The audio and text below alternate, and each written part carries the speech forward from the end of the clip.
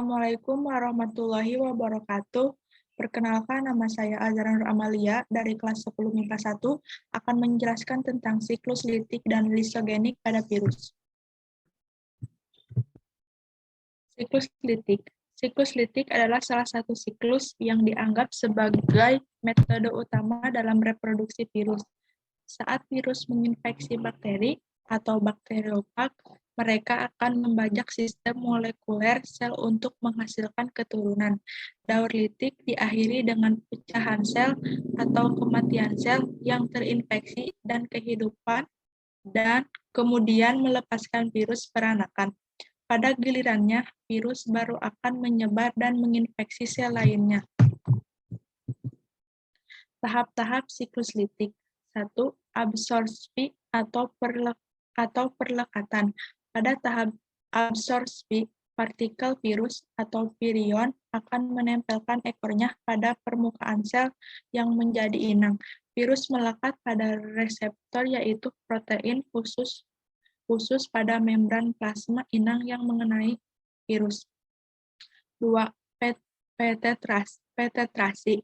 Pada tahap penetrasi, virus akan menembus membran sel dan masuk ke sitoplasma, misalnya dengan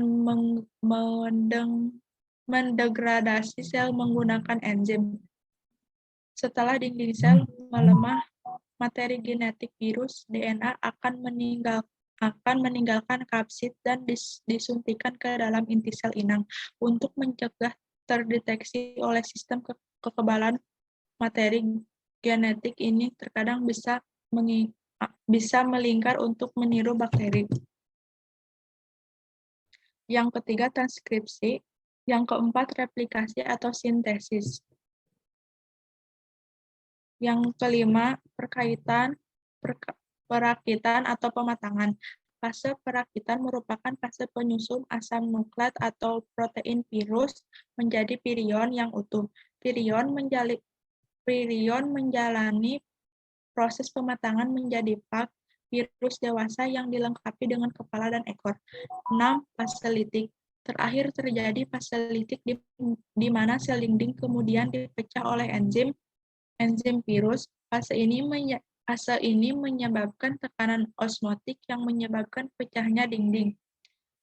Sebagai konsekuensinya, semua virion dewasa terlepas ke sekelilingnya dan kemudian menginfeksi bakteri baru untuk bereplikasi.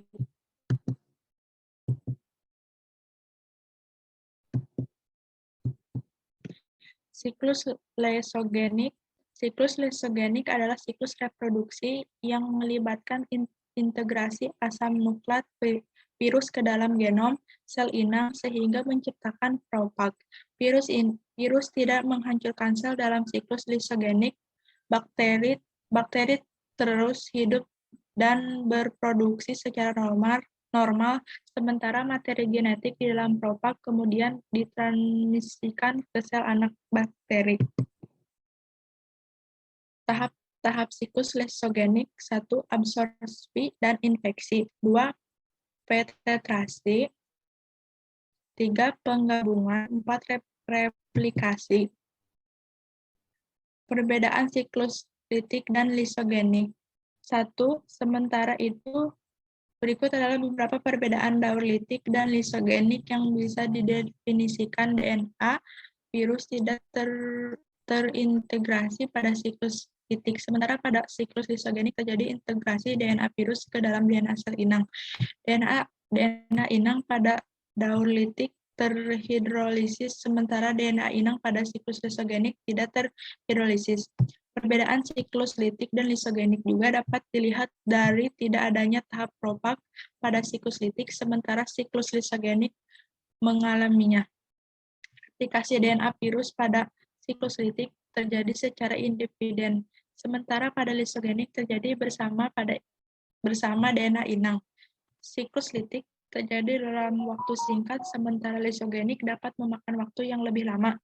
Mekanisme seluruh diambil alih oleh genom virus pada daur litik, sementara mekanisme seluler sel inang mengalami gangguan oleh genom virus pada daur lisogenik. Terima kasih. Mohon maaf bila ada kesalahan. Wassalamualaikum warahmatullahi wabarakatuh.